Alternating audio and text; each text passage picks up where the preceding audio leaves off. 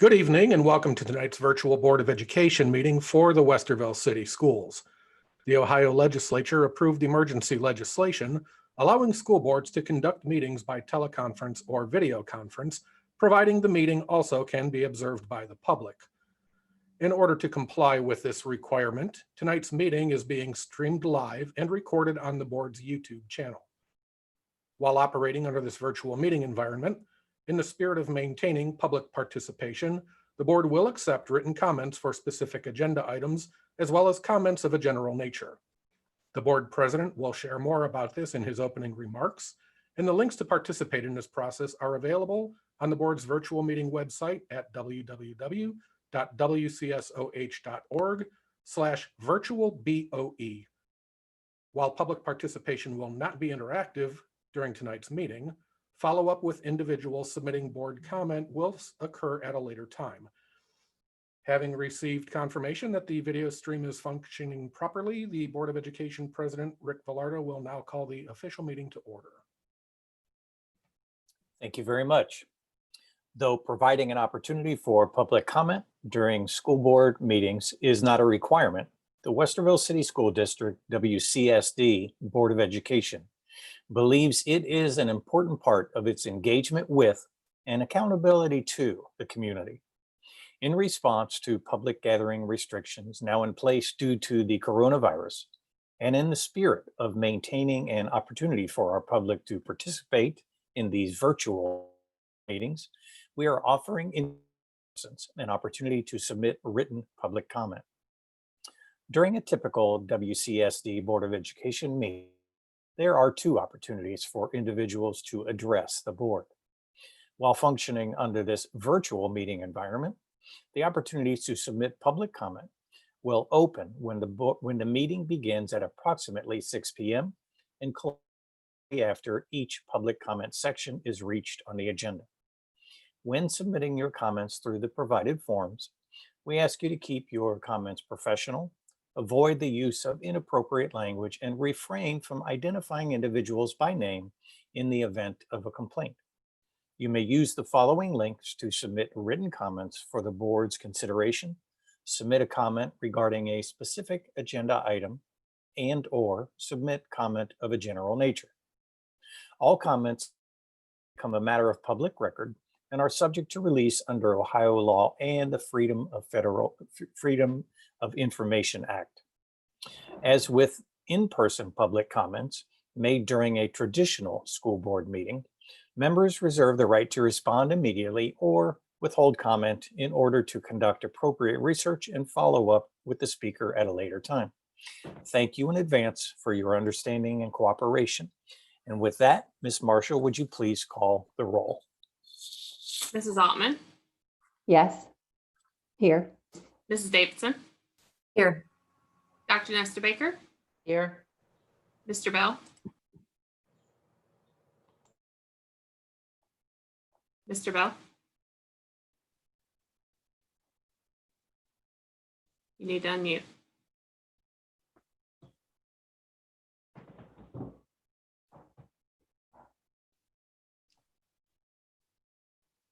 Here, sorry. It's okay. Mr. Velardo. Here. And with that, would you, if you are able, please stand and join us in the Pledge of Allegiance.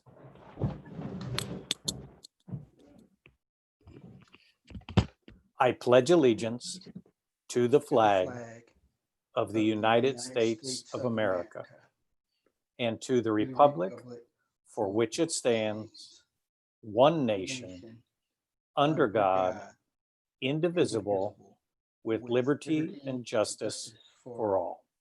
Thank you.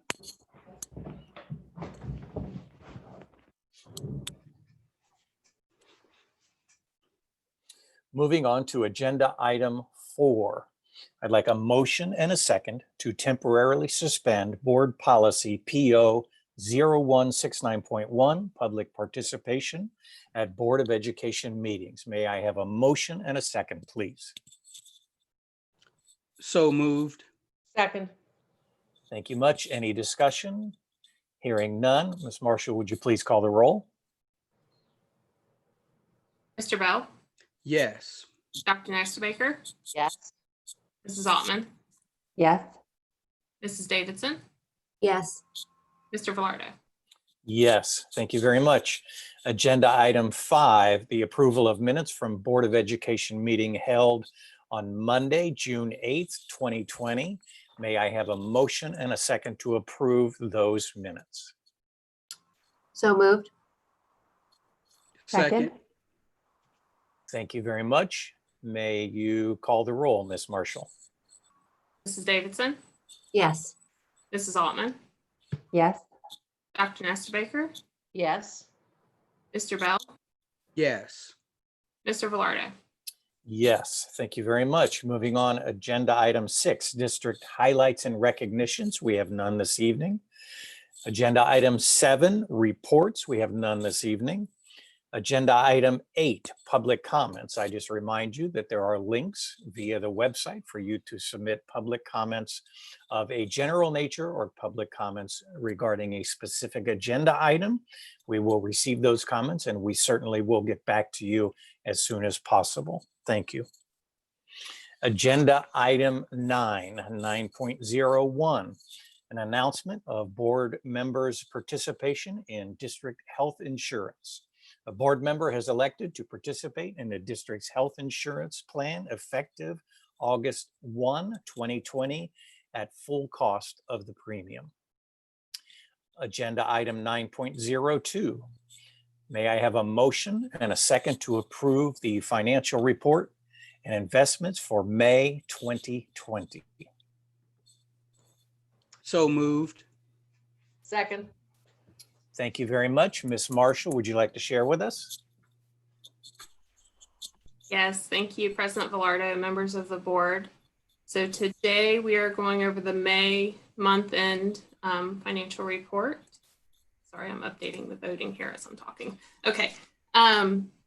So for general fund year-to-date revenues, we had 182.3 million. Year-to-date expenditures, 164.2 million. And a year-to-date unencumbered fund balance of 136.6 million. Again, that's general fund. And then for all funds, we had year-to-date revenues of 353.8 million. Again, that's high because of the bond issue. And year-to-date expenditures of 233 million. And then we ended with an unencumbered fund balance of 295.6 million. Also, just to update the board, we did issue refunds for the AP exams that we had talked about. Those were issued on June 18th. And then we've also had several refunds that we've done as part of our normal year-end process for lunch balances and things like that. If someone is interested in receiving a refund from their student's lunch account balance, they can contact the Food Services Department. That information is available on the district's website under the Food Services Department. Thank you very much. Any questions for Ms. Marshall? Hearing none, Ms. Marshall, please call the roll. Mr. Bell, Yes. Dr. Baker, Yes. Mrs. Altman, Yes. Mrs. Davidson, Yes. Mr. Velarde. Yes, thank you very much. Agenda item 9.03. May I have a motion and a second to approve a resolution for the final appropriations for all funds for school year 2019-2020, fiscal year 2020? A motion and a second, please. So moved. Second. Thank you very much. Ms. Marshall? Thank you, President Velarde and members of the board. So these are our final appropriations. Our fiscal year ends June 30th. So this is us cleaning up year end based on where our expenditures ended and some of the changes to the grant funds and things like that. Thank you very much. Any questions for Ms. Marshall in this? Hearing none, please call the roll. Mr. Bell, Yes. Mrs. Davidson, Yes. Mrs. Altman, Yes. Dr. Baker, Yes. Mr. Velarde. Yes, thank you very much. Moving on, agenda item 9.04. A motion and a second to approve a resolution for temporary appropriations for all funds for school year 2020 through 2021, fiscal year 2021. Ms. Marshall, I'm sorry, I need a motion and a second for that. I'm sorry. So moved. Second. Thank you very much. Now, Ms. Marshall. Thank you, President Velarde, members of the board. So this is just our annual appropriation resolution. It'll get us started for July 1st. It is temporary, so we'll have permanence before September 30th as required by Ohio budgetary law. So these are estimates to get us started at the beginning of the fiscal year. Thank you very much. Any questions, concerns? Hearing none, the roll. Mrs. Davidson, Yes. Mrs. Altman, Yes. Dr. Nestor Baker, Yes. Mr. Bell, Yes. Mr. Velarde. Yes, thank you very much. Agenda item 9.05, a resolution to approve the purchases in accordance with ORC 5705.41 and Board Policy 6320. I'll ask for a motion and a second, and then Ms. Marshall will explain for us. So moved. Second. Thank you very much, Ms. Marshall.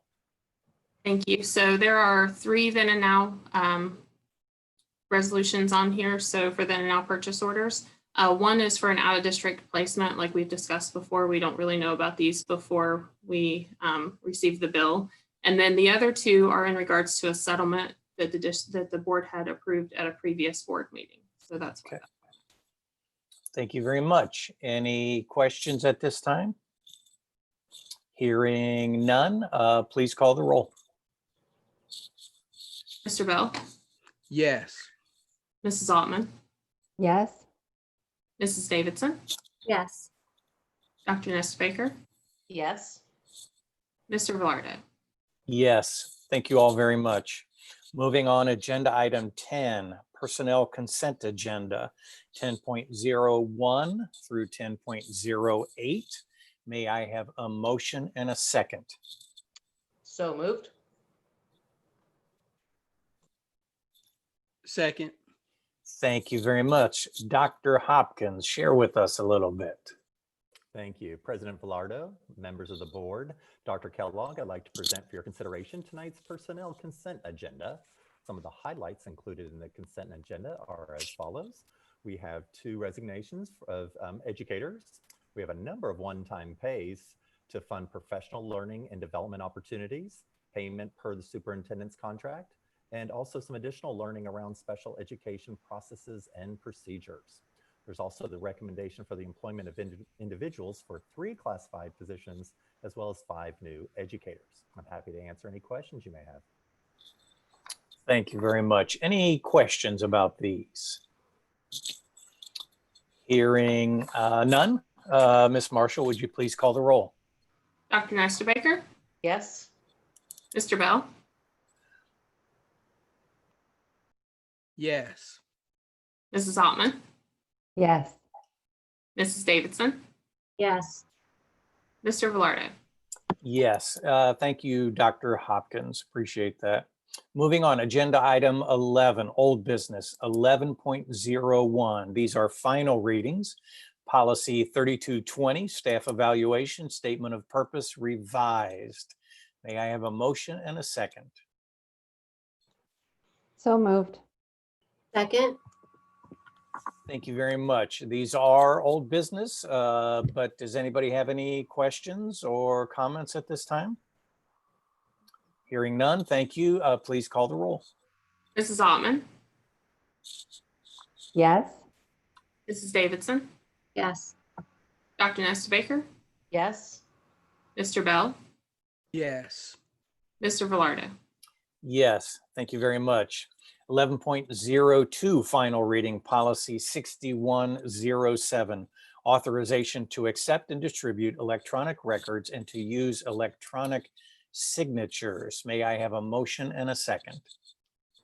So moved. Second. Thank you very much. And again, we've had time to review this, but are there any questions or comments at this time? Hearing none, Ms. Marshall, please call the roll. Dr. Nestor Baker, Yes. Mr. Bell, Yes. Mrs. Altman, yes, Mrs. Davidson, Yes. Mr. Velardo. Yes, thank you very much. Moving on, agenda item 12, new business. We have none this evening. Agenda item 13, recommended action standing business 13.01, donations. May I have a motion and a second to approve these donations as presented? So So moved. moved. Oh, second, Thank you very much. Anyone like to make a comment at this time?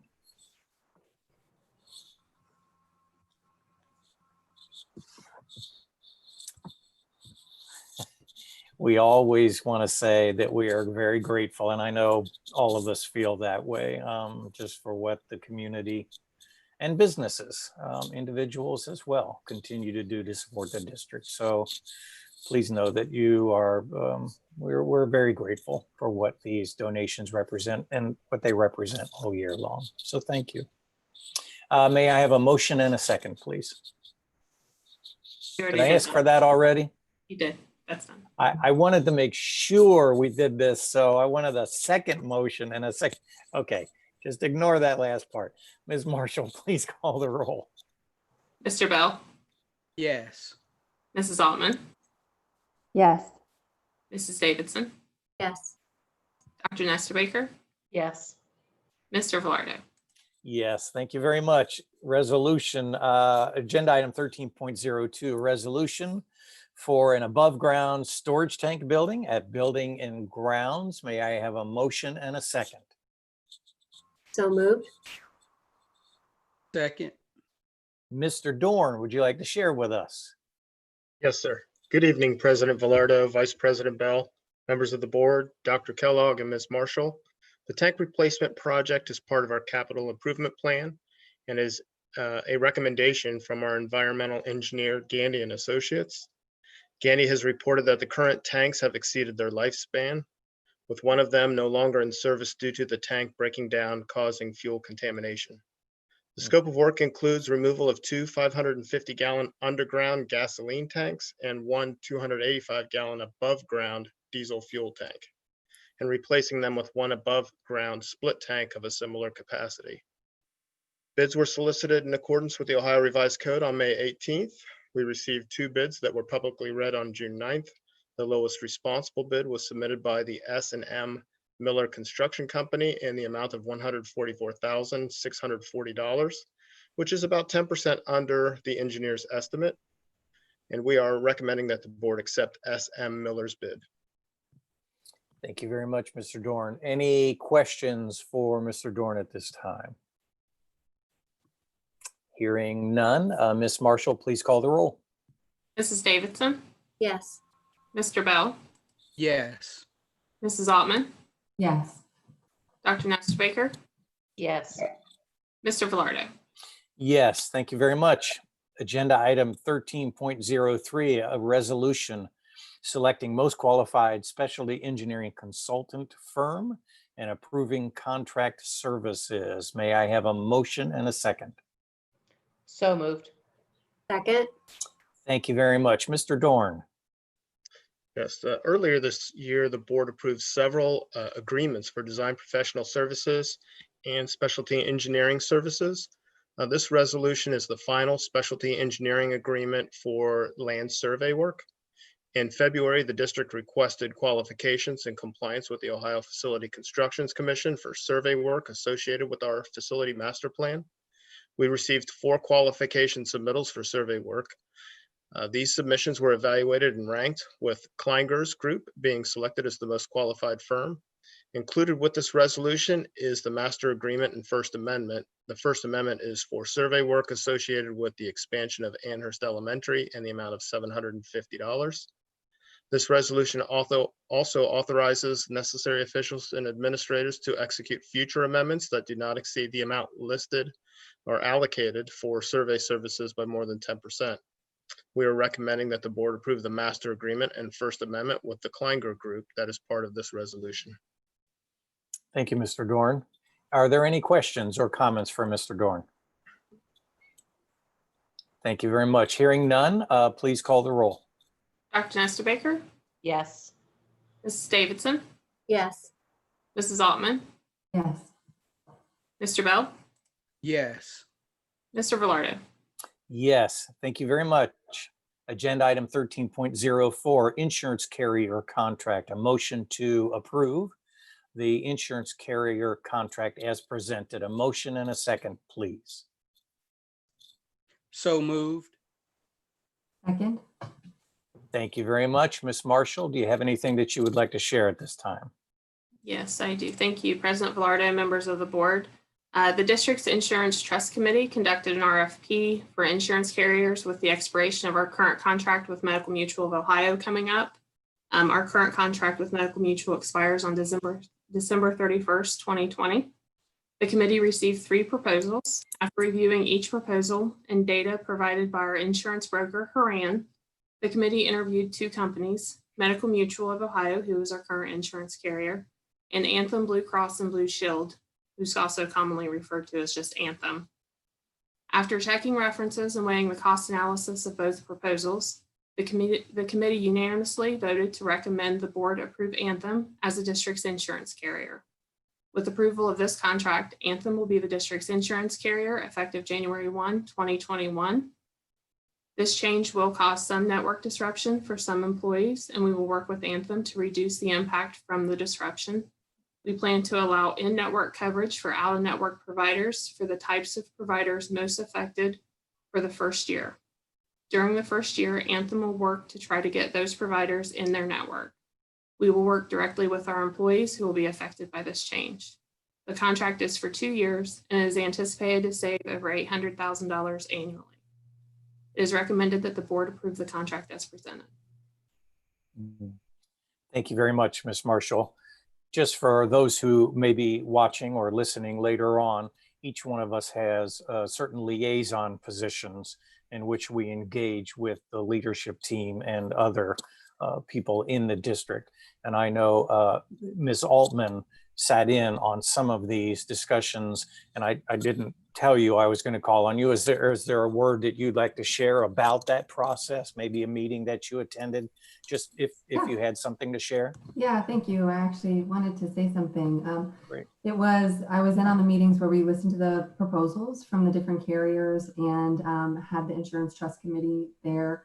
So it was a really thoughtful process. I would just want all of our employees to know that those who were sort of representing the collective in that meeting asked a lot of questions, trying to make sure that people's coverage would be disrupted as little as possible, that things that are covered now would continue to be covered. And I know there are some very small gaps, but I felt really reassured from our team that we're going to work to try to close those gaps as much as possible. So it was a really, really thorough process. Lots of great questions were asked. So I feel good about where we landed.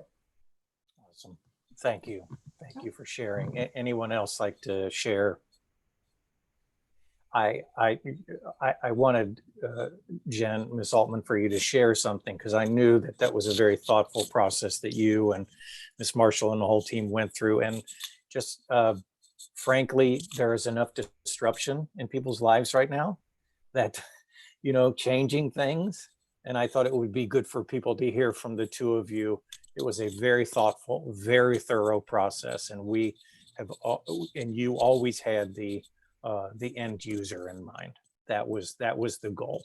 So thank you. I didn't mean to put you on the spot, but I knew you would have something good to share. So thank you. No, thanks. Appreciate it. Thank you. Any others? Hearing none. Ms. Marshall, please call the roll. Mr. Bell, Yes. Mrs. Altman, Yes. Mrs. Davidson, Yes. Dr. Nestor Baker, Yes. Mr. Velardo. Yes. Thank you both very much, and to your team for doing that process. Thank you. Moving on to agenda item 13.05, a resolution of joinder of the Ohio Coalition for Equity and Adequacy for School Funding. I'd like a motion and a second to approve this resolution of joinder for the Ohio Coalition for Equity and Adequacy of School Funding. May I have a motion and a second, please? So moved. Second. Thank you very much. Who would like to share something about this important, any or all of you? This is an important step we're taking, so who would like to share a moment? Would you like me to just explain what? Yes, What I'm this? so, yes, I'm sorry, I should have said that. Yes, thank you. No, you're fine. So, so this resolution will allow us to join the lawsuit to challenge the constitutionality of the Ed Choice scholarships. So the cost for membership into the coalition is $2 per pupil based on our most recent report card. For us, it will be just under $30,000. 50 cents per pupil will go to the general operating costs of the coalition, and $1.50 will go towards fighting the lawsuit, towards paying for the legal fees for the lawsuit. Great. So that is what this is. Great, thank you. And I'm sorry I didn't ask you to explain that earlier. So now, who would anyone like to share anything? I will. Yes, please. We have talked often at length. We have advocated. We have tried repeatedly to work with the legislature around the issue of the Ed Choice vouchers, as well as around other vouchers and charters. And we have gotten nowhere. Unfortunately, you reach a point where you know that advocacy alone will not save the day. And that's where I am at this point in time, as I watch millions of dollars leave this district for purposes for which they were never intended, and see no respite, true respite, on the horizon. So I look at the expense that we're entering into to help with this lawsuit as an effort to recoup far more than our participation costs. We very much need to have the legislature understand where we're coming from. And if it requires court action to stop this outflow of voted dollars from our school district, then that's where we need to go. It's time. We need to do it. Thank you, Dr. Nestor Baker. Anyone else like to share just something they feel? I was hoping to ask Ms. Marshall if she could remind us how much money went out of our district through Ed Choice scholarships most recently. So for the current year, we only have one student who's on an Ed Choice scholarship. So it's $4,650. The concern is with the expanded list that continues to grow every year. Next year, without legislative action or some sort of court injunction, we will have, I think it's 14 schools on that list. So right now we currently have 2 schools on the list. And so the potential with how the law is written for Ed Choice vouchers is that students who have never attended our school district, who attend high school at a private school but reside in our district, and we could not even know that they exist because they've never attended our schools, they're eligible to receive a voucher if their high school is on that list for next year. And so that potential cost to the district is over $1 million on an annual basis. And that follows that student throughout their school career. Once they're eligible for a scholarship, they continue to be eligible for the scholarship, whether the school remains on the list or not. Thank you. Appreciate that. For putting that in perspective. And I think it's correct to say, I mean, you just said, but I want to repeat that we can't even begin to imagine what the financial impact is, because students who've never attended our district could be eligible, right? So we have Exactly an estimate, but we don't know the actual right, number. right. Thanks. Thank you. I might add 2 pieces to that. I did have conversation with Bill Phillis, who's part of the coalition, and those who've been around school funding for years know Bill's name from way back when. And so they have already vetted the potential issues related to a lawsuit with a law firm, and they feel there's strong grounds for the case. So this isn't frivolous or just a political action. This is grounded in some legal fact that people feel needs to be brought forward. And I know some of the pieces I've heard from some legislators has been around minimal impact on a place like Westerville in theory, despite the growth. And I don't really think it matters how far it impacts us now. I think it matters how much further it'll go in the future, and just the fact that it's wrong. And on that alone, I think strong districts like ours, one of the biggest in the state, need to step up with fellow school districts that are going to be much more negatively impacted by this, which means more children left behind than in the past. So I'm pleased that we're taking this step, and thank the board for going in this direction. Thank you, Dr. Kellogg. Any other words? I cannot say it better than the three of you have done, so I will just leave it at that. Ms. Marshall, could you please call the roll? Dr. Nestor Baker, Yes. Mr. Bell, Yes. Mrs. Altman, Yes. Mrs. Davidson, Yes. Mr. Velardo. Yes, thank you all very much for that. Moving on, agenda item 14.01, public comments. Again, there is a link on the website for you to submit public comments.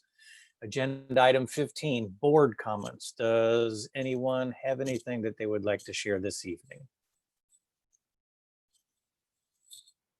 Unusually silent, and so I will move. And I'm not going to share either. There you go. Moving on to agenda item 16. May I have a motion and a second to suspend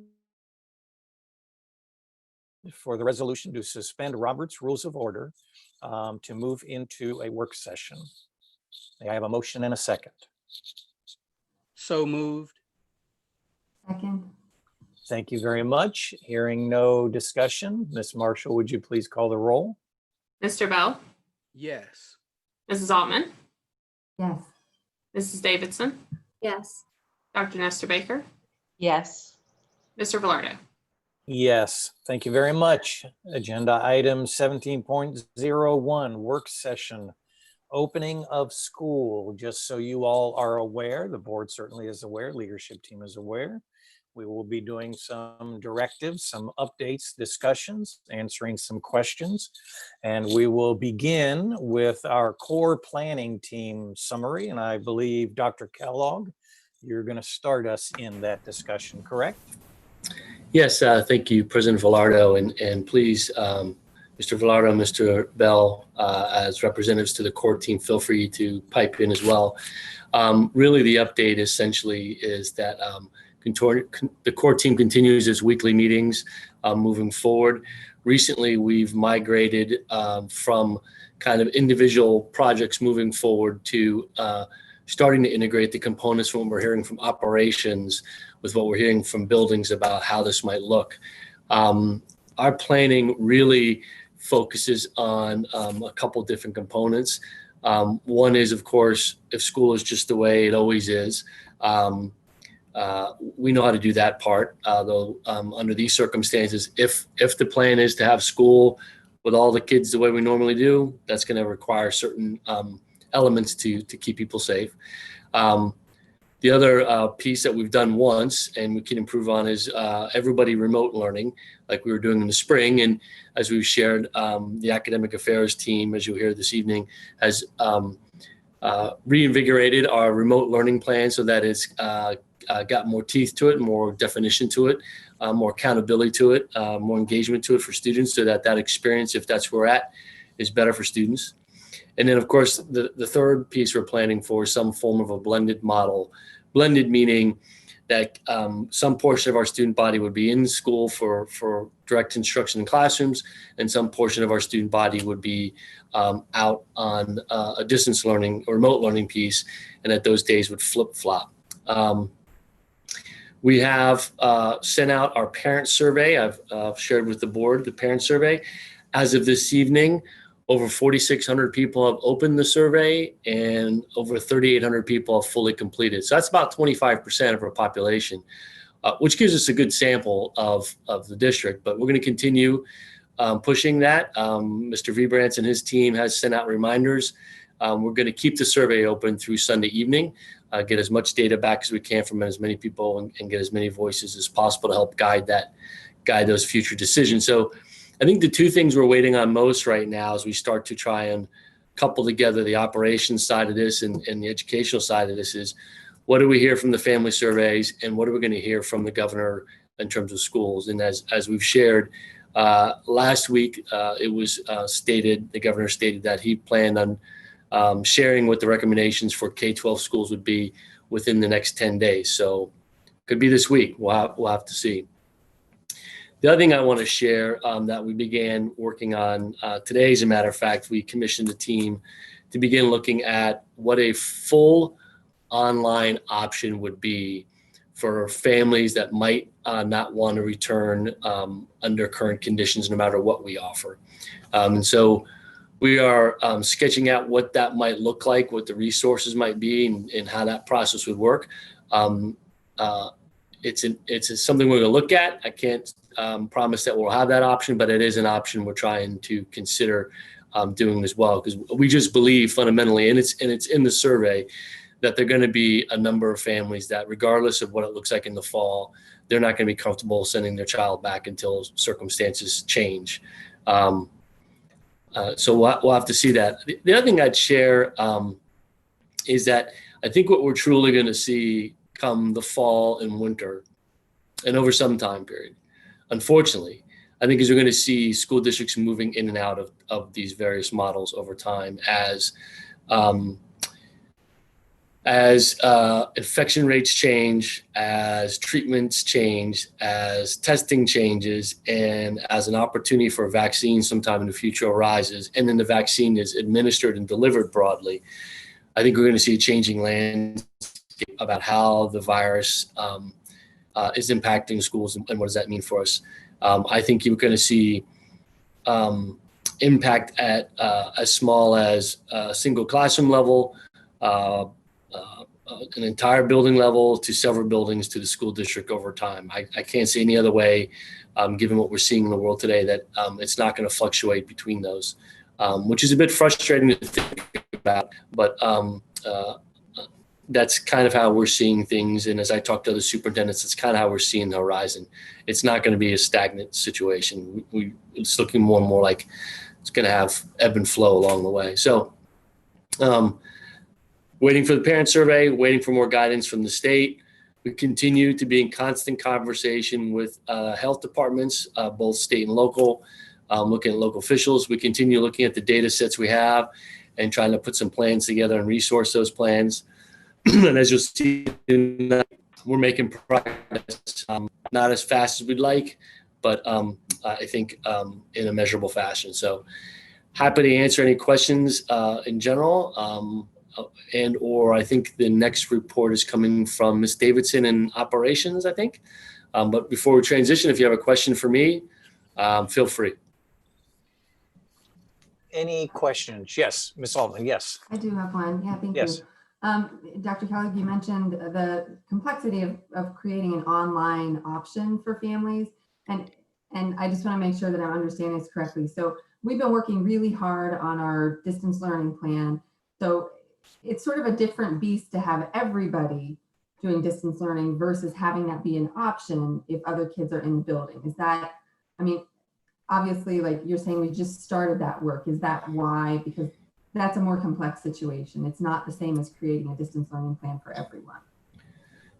Yeah, it really functions as a whole nother path of education within the system. The good news is, because we've done work on remote learning and we have some of those pieces work out, that helps us plug into the other component. But there are some variables that are different within this. So it is a bit more complex than the digital learning. And to be honest, as as you're commissioning your staff to work on certain things, you kind of got to measure out how much is on the plate before you overload it. And so pacing the work out, I think, has been important for the team. They have and continue to do yeoman's work on this under difficult circumstances. And I'm very proud of what they're doing and trying to be sensitive to not overdoing it for them. Thank you. Thanks for the clarity. I just wanted to make sure I was understanding that, you know, if we needed to have everybody doing virtual or distance, that's something that we would be more ready for. It's providing this additional piece that's a little bit more challenging, I think. I think one of the fundamental differences in the two models is our distance learning model, like we did this spring or might need to do in the fall because of COVID, could flow in and out between a blended model and out. This one is separate and is a choice to do just that regardless of any other circumstances, and it'll probably have a timeline to that.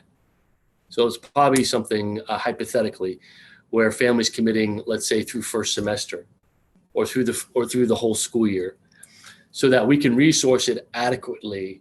So that's not a model where we would expect people to move in and out of. That's a model we expect people would commit to, as opposed to the other one where we'd be moving in and out, if that makes sense. Thank you. Great question. Do you Any- see schools? Yes. Yeah, so do you see any schools maybe functioning differently if there was an outbreak in one school? Could that possibly change what's happening there? Absolutely. I can see that down to the classroom level where, and these are all hypothetical. So you could have a building where, because of the presence of infection and working with the health department, I want to be clear on that.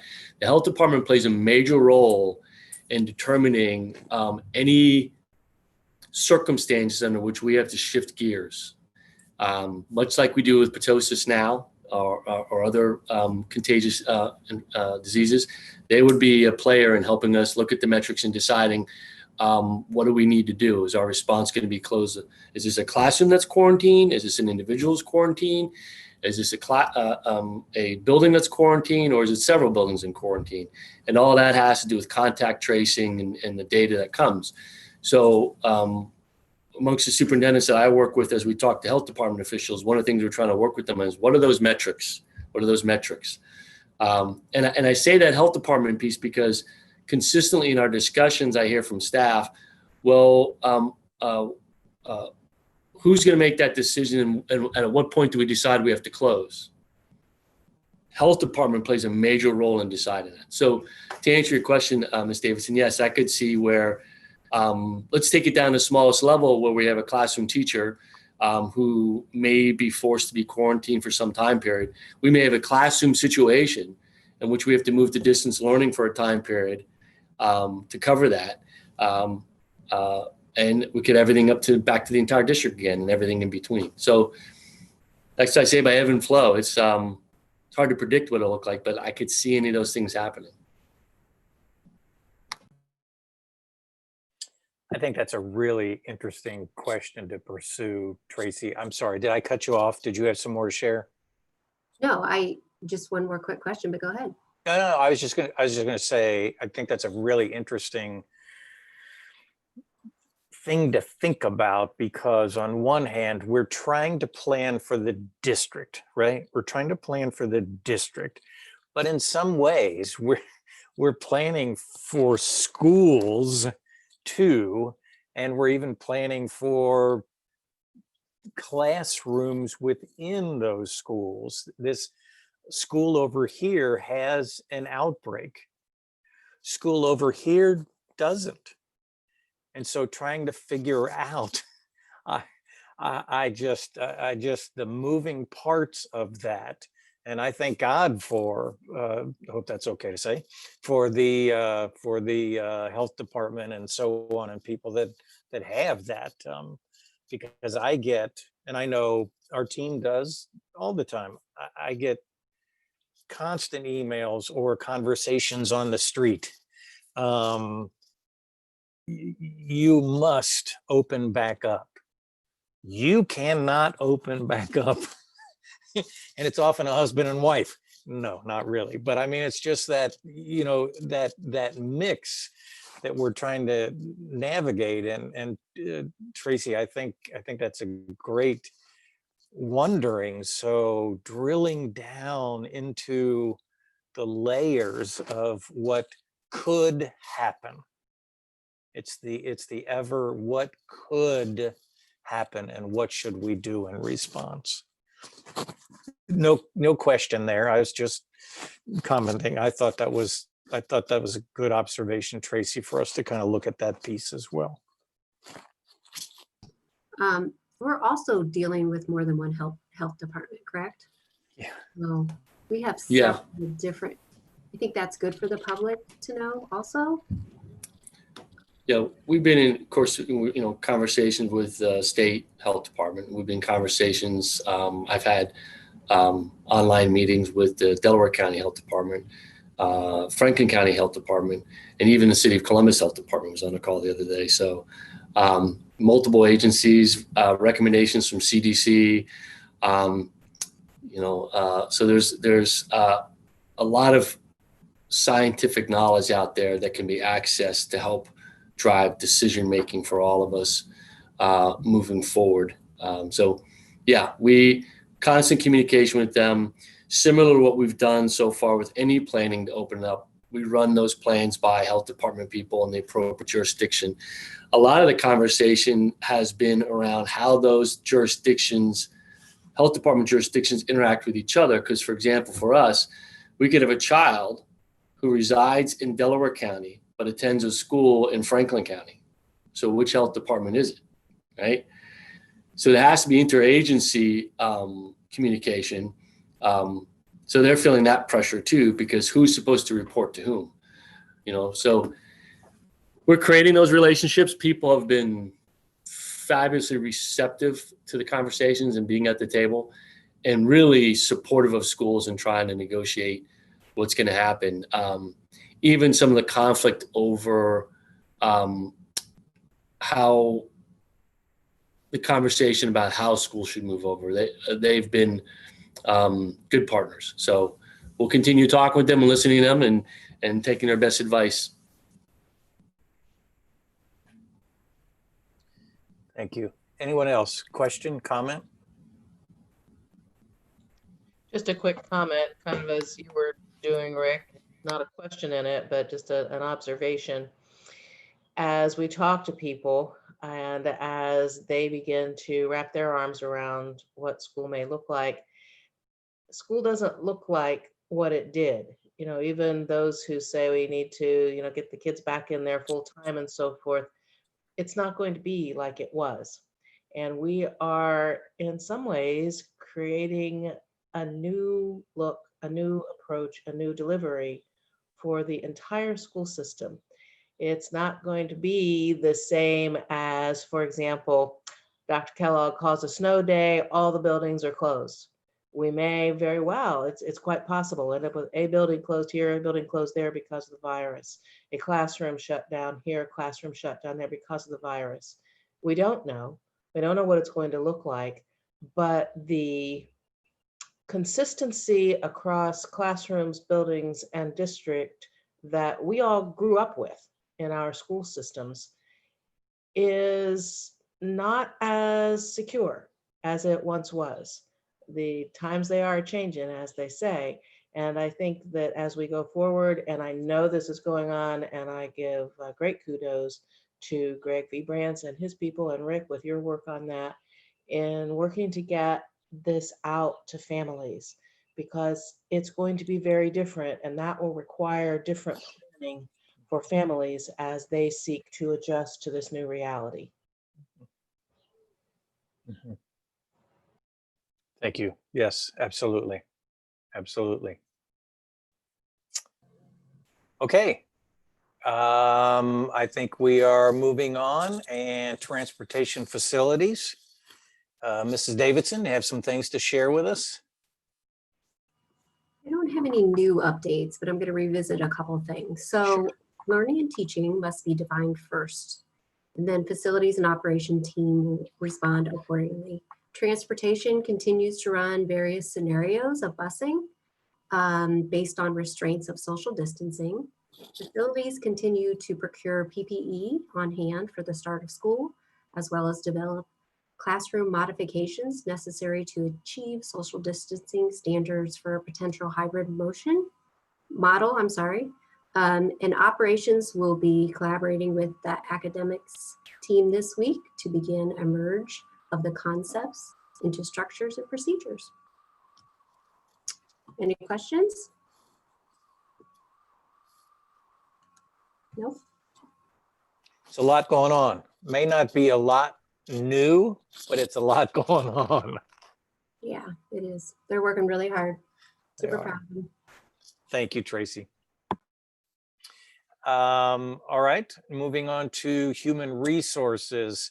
Vaughn or Nancy, who's sharing something from human resources? Anything to update, I should say. Vaughn, you want to talk a little bit and then I'll talk too? Sure.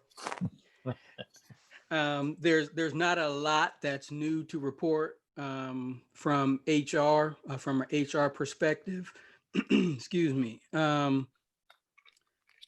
Right now, one issue that is very important that's being dealt with has to do with ensuring that we have enough substitute teachers for whatever the model looks like and however that gets rolled out.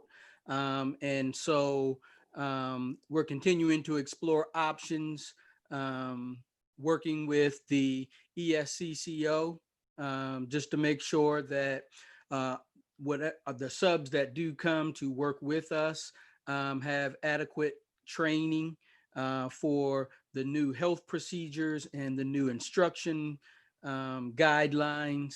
And so they'll receive all of that kind of information during their onboarding process.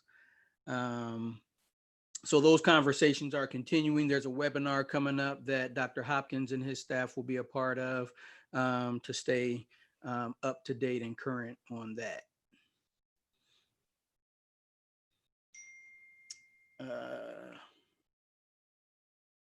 Did you want to take the other items? Sure, I can do that. Okay. I'm going to piggyback a little bit on the substitute issue. I've mentioned that I'm concerned about it. I'm still very concerned about it. As we look at the number of subs that the ESCCO has in the system, they have about 900 subs in the system right now, and I think they have about another 150 in process. And that compares to, I think they had 1,375 last year. And that wasn't enough for all the districts. You know, it's easy, you know, you look at that number and it sounds like, oh, that'll be fine. But we're looking at subs spread across a multitude of districts. So as we look at, and Rick, I'm going straight back to communications again with you, as we look at what we want to talk about moving toward the school year and then even into the school year, we may want to see if we could encourage people to try being one of our subs. They might like it a whole lot, and training is provided, and they would be very much needed. So we, you know, that's just something we might want to consider as that sub issue. Now, the other pieces that we're looking at, the fall supplementals, you'll have noticed that we haven't approved the supplemental contracts for fall yet. And ordinarily we would be acting on those and have acted on those. We haven't yet, just simply because we don't know what's going to be going forward and which ones we should be acting on. All of them, part of them, don't know. So we will need to consider when we want to do that, and we'll have to come up with a timeline for when we want those decisions to be made. We are much closer to fall than sometimes it feels like, and we're going to need to move on that fairly soon and decide what we want to do about it. The other thing is that HR is continuing to monitor the plans for the next year. They will be ready to talk with the WEA leadership team at any point should there be need for additional memorandums of understanding as we look at remote and blended learning. And as the teams have met, the remote learning plan committees have met, questions have arisen about working conditions and contract day and so forth. Thus far, there are not any glaring issues, but certainly there are possibilities that we may need to consider MOUs in the future. But right now, nothing's going on with that. Vaughn, did I hit it all? Paul, is there anything you need to add to what we said? No, I think you guys have talked about it. We did have that webinar with the ESC, and we're going to have another one in a couple of weeks to learn, if their numbers have changed or if there's other things that we're doing or should be doing. Thank you both, Vaughn and Nancy. I was going to ask, Paul, if you are still there, what I don't know how to ask it other than just ask it, and I don't want to drag this out. What can be done about the substitute issue? What are we looking at anything? Is the ESC look? What it is I was in Cincinnati, Father's Day yesterday. I have several family members who are teachers of several different districts in Cincinnati. Every one of them, we can't get subs. We can't get subs. We can't get subs. And their districts, I mean, all those, they're not nearly as good as we are. But the issue is still, sorry, how do you, I mean, is the ESC, I don't know, Paul, maybe never mind. I don't know. What is the issue? What do you think? What is that all about? And Vaughn, you and Nancy too. I mean, if you have a thing. It's Sorry. an ongoing issue, and you're right. It's not, we're not, isolated in that issue there. We join many others. We are looking at, in fact, just a moment ago, earlier today, I had one of my assistants run a list of the subs who regularly came to Westerville over the past couple of years. We're going to be doing, as Dr. Nestor Baker said, some communication with them to reach out to them and just say, thank you for being a sub. We'd love for you to come back. What are some things that we can do? Because we really want to change that mindset from a substitute to a guest teacher, if you will, and make them feel that they are a member of the faculty when they come in. And many of our schools do that. I see Von Bell's got Heritage Middle School behind them. They really go out of their way to kind of give them a little token of appreciation. Here's a cup of coffee, making them feel respected and feeling like they are a true teacher, and kind of changing that name a little bit. And so we're trying different things to reach out to people, make them, once they come, make them want to come back, and prioritize some of our schools along the way. So there's a lot of things that we're trying. I continually be on webinars with some of the organizations I am on to learn what are other people doing, what are, how are they doing some innovative things.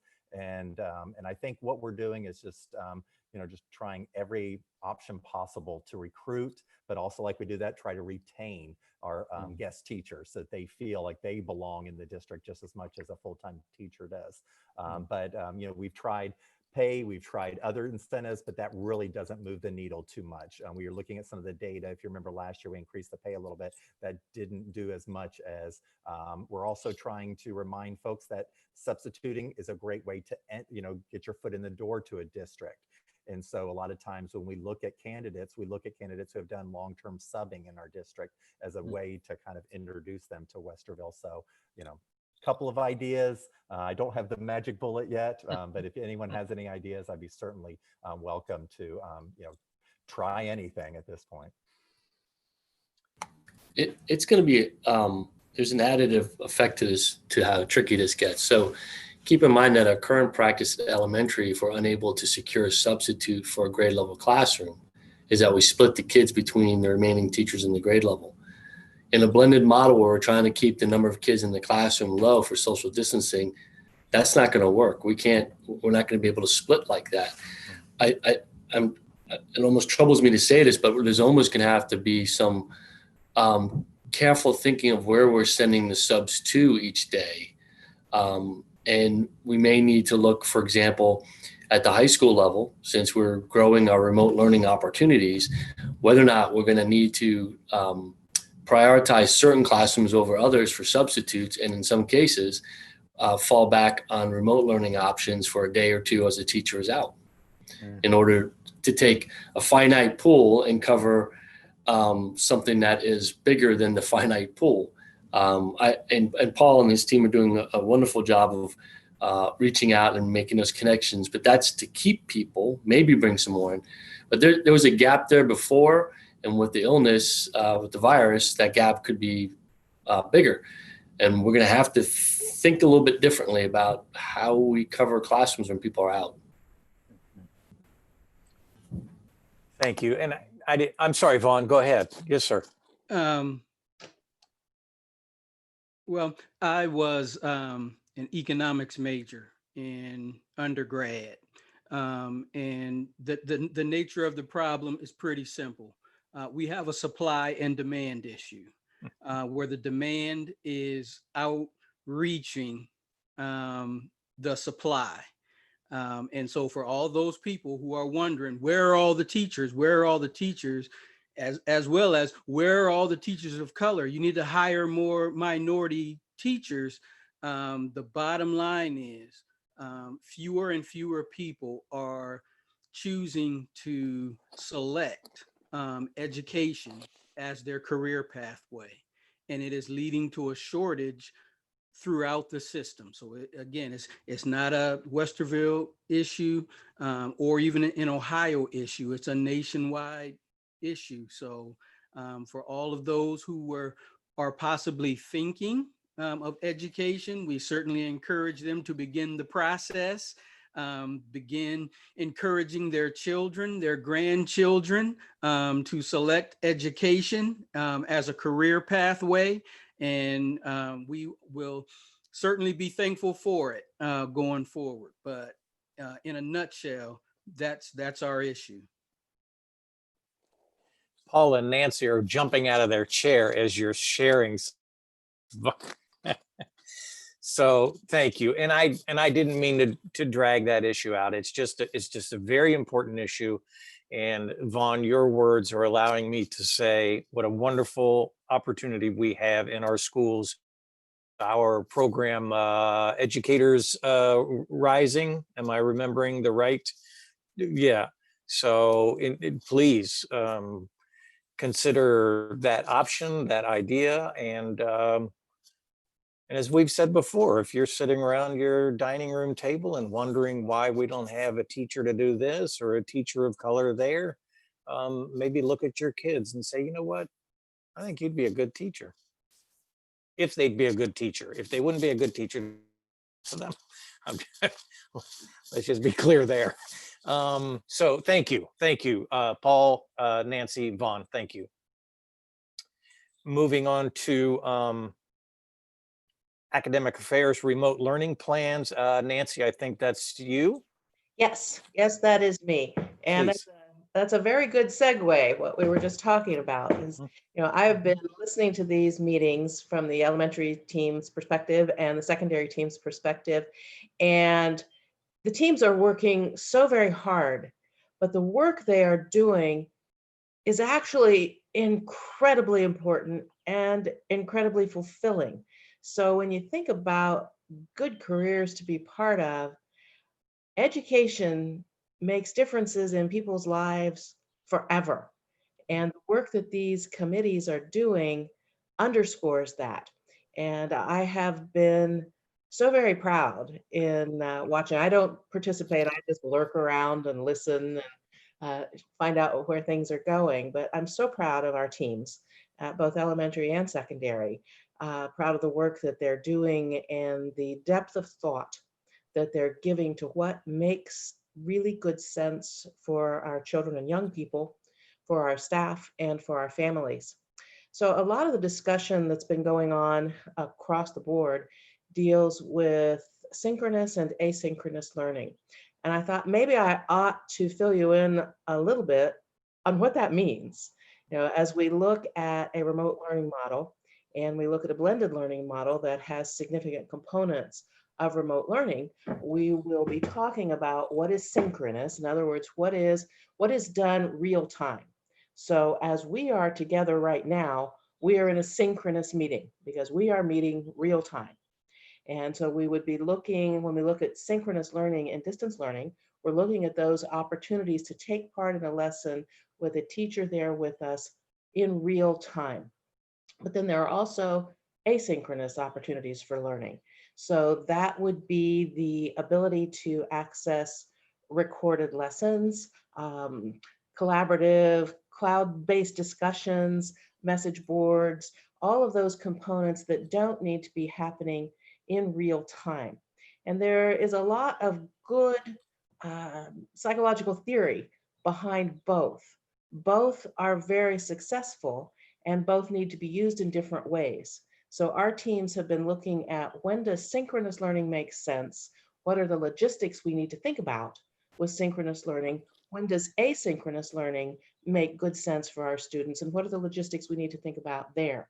They're big questions, and we're talking about significant delivery redesign in a lot of ways. So again, if you like wrestling with thorny problems, education is a wonderful place to be. So that's a little bit about synchronous and asynchronous learning. So I'll dig into the elementary piece first, and I'll tell you about secondary. The important thing to recall as we talk about remote learning option and the blended learning option is that even should we go back to school face-to-face, and even if down the road, when we have the virus under control, assuming we get the virus under control, even if we go back to a semblance of what we once did, there are still going to be important components of remote learning that will be incorporated into delivery. So as we look at a remote learning plan, we are looking not only at those components that we need to put into place to do remote learning, to do it, whether it is that district-wide approach, that school approach, that classroom approach we talked about a few minutes ago, or whether it is a component of blended learning within each particular class, discipline, subject approach to learning. So it's undergirding everything that we talk about, how we handle remote learning in a way that really boosts children's achievement, really boosts their development, works well as it can for families, and plays to our teachers' strengths as we look at how best to develop teachers. So I'm just going to give you a few examples. In the elementary world, they are working very heavily on 3 areas: student expectations, teacher expectations, and family expectations. So for instance, I'll give you a couple of examples. Student expectations for remote learning would have the students participating in live or synchronous or pre-recorded whole or small group lessons. So a combination of synchronous and asynchronous learning. They would be engaging with some programs that we already have purchased in the district. So we would be able certainly to get our money's worth from what we have paid for as regards learning and educational programs that we use, such as Lexia and Dreambox. We are looking at the strong implementation of iReady, Learning A to Z, Science A to Z, Brain Pop, Gizmo, those components. We would also be looking at other activities, perhaps non-screen activities that students would be utilizing using materials that would be provided to them by the district, by the teachers, and so forth, to complete those works. They would be participating in live or pre-recorded arts activities, art, music activities, phys ed activities, as we look at that. So again, synchronous and asynchronous. For teacher recommended expectations, they would be planning and creating lessons to be presented both live and pre-recorded. So everybody's going to have to learn how to operate in a video recording to get that across. So we're going to, I think we need to bring in some film stars to teach us all how to do that well. Not really, I know it's not in the budget. They would be, and this is, I think, a key point, they would be assigning online differentiated lessons that are personalized to each student's needs via those digital products, and they would be required to monitor student progress and participation. In other words, online learning isn't sitting down and watching an educational TV program that is designed to appeal to a broad mass. To be successful, online learning really does have differentiation, as we have worked so hard to see that come into play in the physical classroom, we also will be working really hard to see that come into full play and full usage in an online environment as well, because that is in many ways what sets apart a successful experience with online. Teachers would also be maintaining open communication with students and parents. Parents would be expected to communicate with the teacher any questions or concerns or feedback. We would hope that we would expect that they would establish an area where the student could do his or her work. Allowing the child to work through the assignments and the digital products independently so that the child can ladder on their understanding and develop that cognitive understanding that they need and the emotional understanding that they need as well to accomplish the lessons effectively.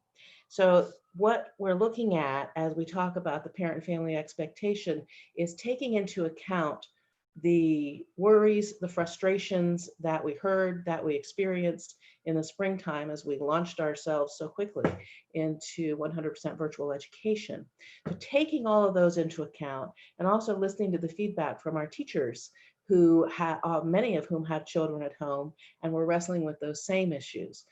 We're trying to create a system that works for the students, for the staff, and for the families as well.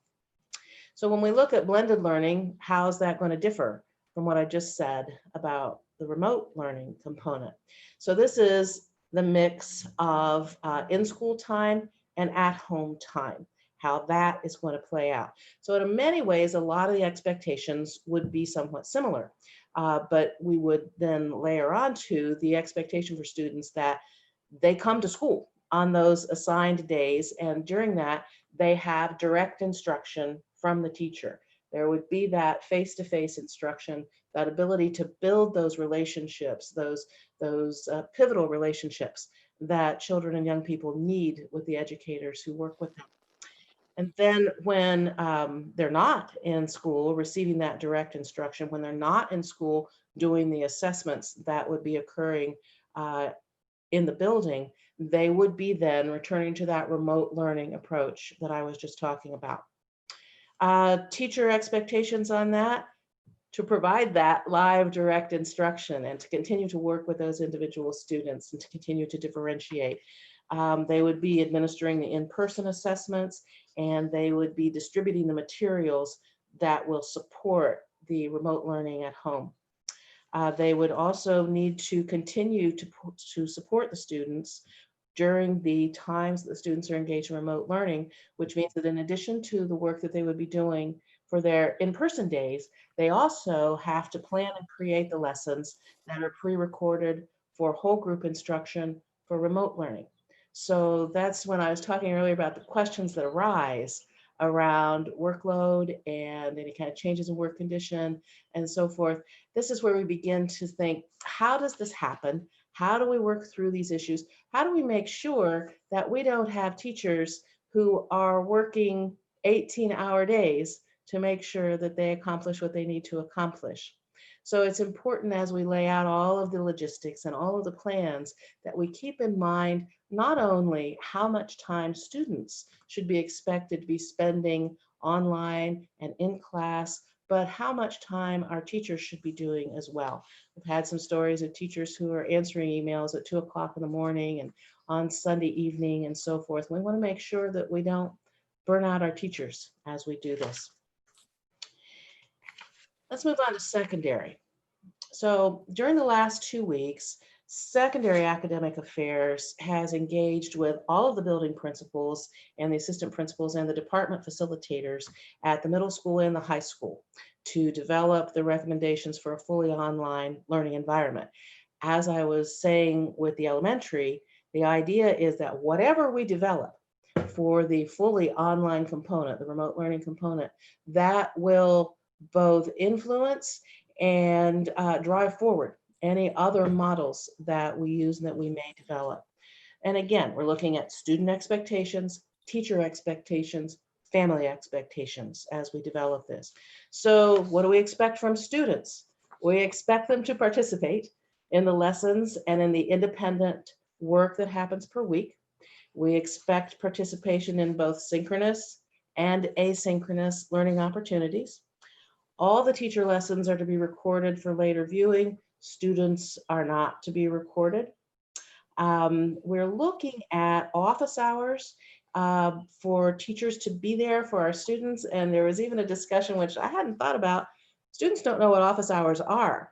So explaining to students how to operate within this new environment requires attention to even those, oh my gosh, never thought of, the kind of moments, and our teachers are good at identifying those.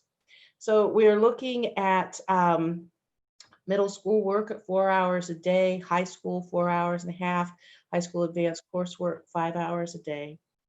The work completion would be setting those reasonable due dates for assignments with extended time for special populations, and some flexibility in accepting late work, because we know that we will still have some of the issues that we had in the spring as we look at access and engagement issues that we will be dealing with. But we're looking at how to deal with all of that.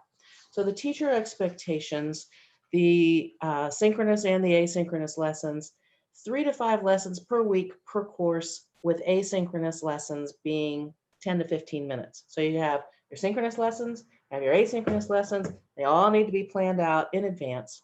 And feedback would be provided at least weekly, and teachers would make every effort to enter grades into PowerSchool and Schoology in a timely fashion. The issue of student engagement and student connection, and making sure that our kids are actually doing what they need to do when they're engaged in remote learning, has been a significant topic of conversation. So the suggestion from academic affairs, the secondary level, is that teachers would communicate with the principal, the assistant principal, if they have not gotten work from a student within a week. So no one would be permitted to stretch out that lack of engagement or to hide behind a lack of connection for very long. We would make sure that we are interacting with our kids. We are making sure that the work that they're supposed to be engaged in is actually work that they're engaging in. Let's see, we're also looking at the possibility of posting lessons weekly. How might we make that work? What kind of change might that mean for our teachers? But we hear loud and clear the need for that consistency for our families and our students, and also the need for teachers to be well planned out in advance, as they typically are. It's just this is a different way of being well planned out in advance. So that's, I think, more than probably you wanted to hear. Scott and Barbara, what did I leave out that you want to bring up?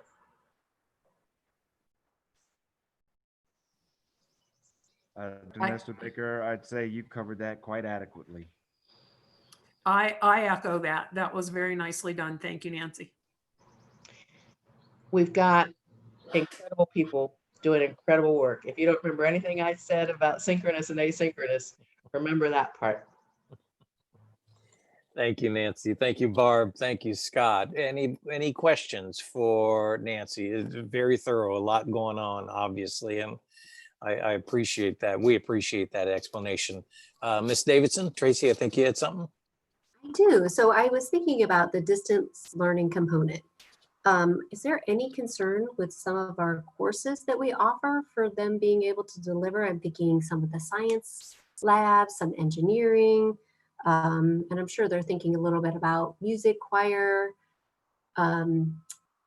theater. What are the thoughts there?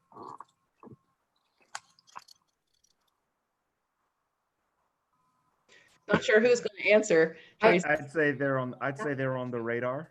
We understand that some courses don't lend themselves greatly to a remote setting. However, in the sciences, a lot of the labs can be set up to be done using products that are widely accessible and found video-wise. Science teachers in our work have expressed that. But yeah, that's on our radar, and as we get more guidance, we will determine what some of those courses that are really tricky to do remote will look like. Okay. Thank you, Tracy. Any other questions from anyone? I just have a follow-up on, oh, go ahead, Dr. Kellogg. No, you go ahead. Well, mine was just a follow-up on that, which is some of those courses, like I just want to make clear there, I guess to ask the question, there has not been a conversation about removing any courses from the course catalog, has there, because they're difficult to do remotely? Not at this point. We have not had a conversation of removing anything. Correct. Okay, thanks. I have one more thought, sorry. Sure. This is for Barbara. Is there any thought about our all-day K becoming a half-day K for space issues? So I'm thinking, I keep thinking of like the A day, B day, you could really do like some creativity pieces if you had half-day K for a year versus full-day K. To go back and the parents that are expecting it now, I don't know how that would be received. We have all of the people signed up and expecting to do the all-day K. Sure. It's sort of late in the game to remove that option. I'm wondering what that does to, I'm trying to do in my head the math, what that does in terms of staffing. If you take the full days and make them half days, then we overstaffed in kindergarten. You would be overstaffed. You would probably have maybe 8 extra teachers. Okay. It's an interesting idea. If I might, and I don't mean to put anybody's spot, but one of the areas that we talked about early on that probably needs just a update, even if it's where we were before, was parent concerns about number of different platforms and communication systems. I know we were doing some work on that. I was wondering if anybody had any updates or could just summarize again where we were in terms of that issue. I will very briefly, and hopefully Scott and Barbara would have something better to say than what I do. Yes, that has been discussed and continues to be discussed. As we look at our Schoology tool, it has the capacity to have a number of programs funneling into it, the work that's engaged in a number of programs funneling into it.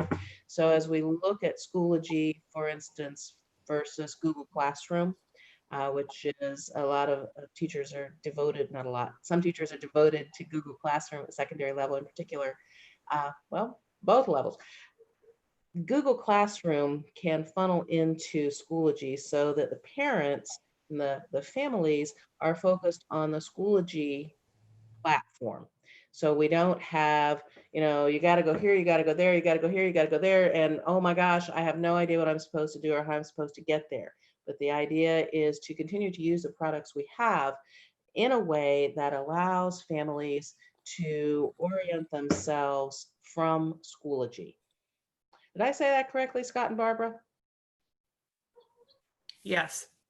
Schoology will be like the umbrella, the place they go. There will still be other platforms that they can access once they're there. So that sounds like that really is addressing that multiplicity of entry on-ramps. Mm-hmm. The on-ramp Schoology would function now as the on-ramp. And then if you need to go other places, but go to Schoology and you can find where you need to go from there.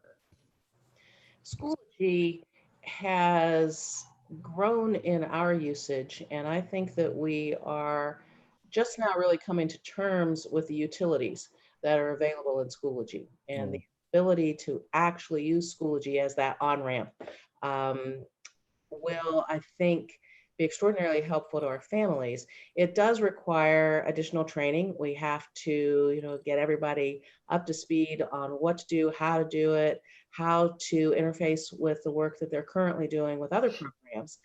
But yeah, Schoology has a whole lot of heft to it that we are just now learning how to use fully. Yeah, and to chime in on that, it was designed for this. So when a teacher is creating a video, none of the students can see each other, unlike, the problems that we faced with Google Meet. I do think, when you create an assignment in Schoology, parents can easily see all of their assignments listed and can click between students, just, on the top right. If they have several students or 2 students within the district, they can toggle back and forth very easily. Google Classroom is a little bit more cumbersome for parents because there's no parent access. It wasn't designed to do that. I do think that this is a good starting point. Like you said, Dr. Nestor Baker, kind of an on-ramp.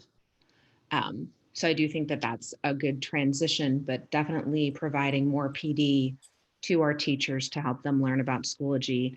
I know that elementary has a course offering, and we have a course in secondary that has over 200 teachers in it. I'm not saying that 200 teachers are actively participating at this moment, but we probably have had a dozen add even in this past week. So there are a lot of teachers getting in and taking this opportunity to learn, which is super exciting. That's wonderful to hear. Thank you, Jen Knapp, for jumping in. And your namesake, Jen Altman, was jumping out of her chair as you were talking about the unity of the platform. So I will admit I am not as knowledgeable about Schoology and so on, but anything we can do to support our teachers to learn this new platform and to acknowledge, yes, it is another thing, we know, but we really need you to coalesce around this to help our families and to help our students, that this needs to be a unified effort. And I'm just really thankful, Nancy, for you and that group of Scott, Barb, and Jen and so on, really working on that. It's one of those things where you invest time now that can pay you big dividends, I think, down the road. So thank you. Anyone else have a question, comment, anything for academic affairs? Thank you, Nancy. Academic affairs, building operations. I know, Jen, there may not be a lot new. Is there anything you wanted to share at this point? Maybe just a little bit of a recap. So, Sure.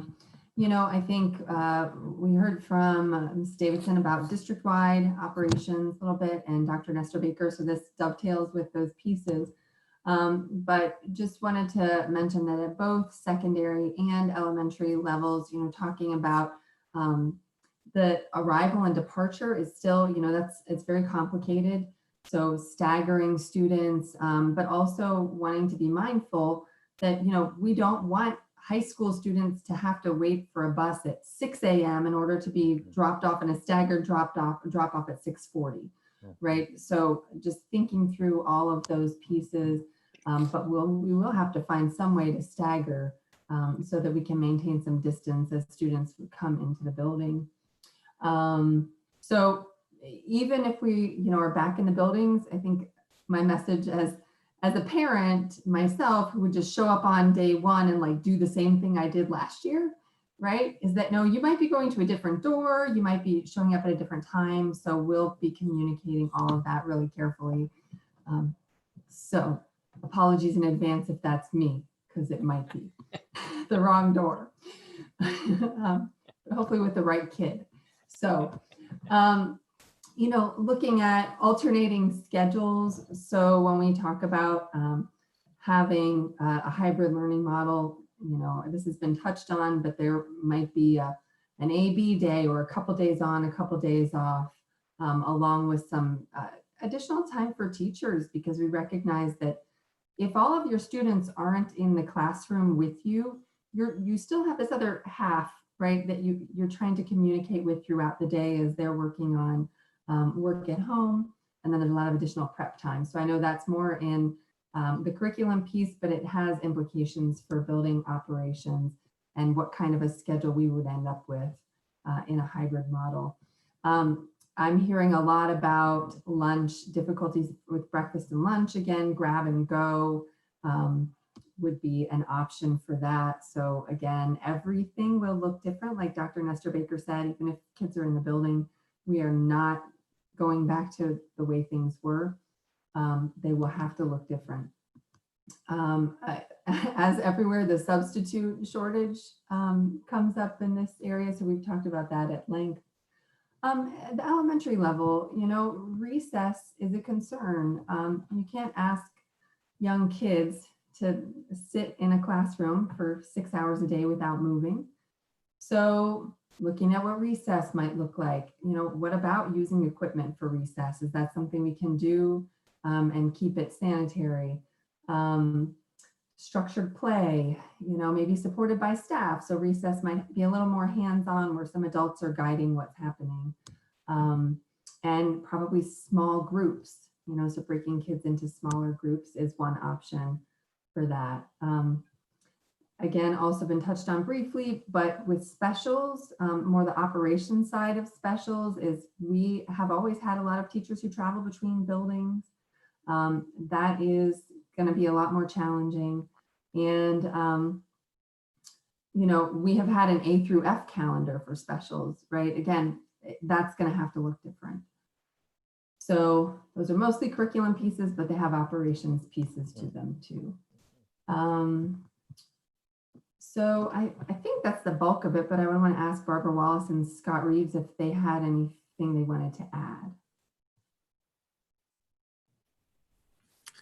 I think you covered it all, Jen. Okay. Yeah, Mrs. Altman, I think you did a great job and just highlighted the complexities of trying to operate a building in such a different way, both just operationally and from a curricular standpoint is, I think, it's the bulk of our work, and we appreciate all who are helping. Yeah, thanks for their great work. It's not easy even to begin to think about as a district where you start. You know, do you start with buses? Do you start with curriculum? Do you start with, right? Well, you sort of start with all of them, and then you have to adjust in relationship to each other.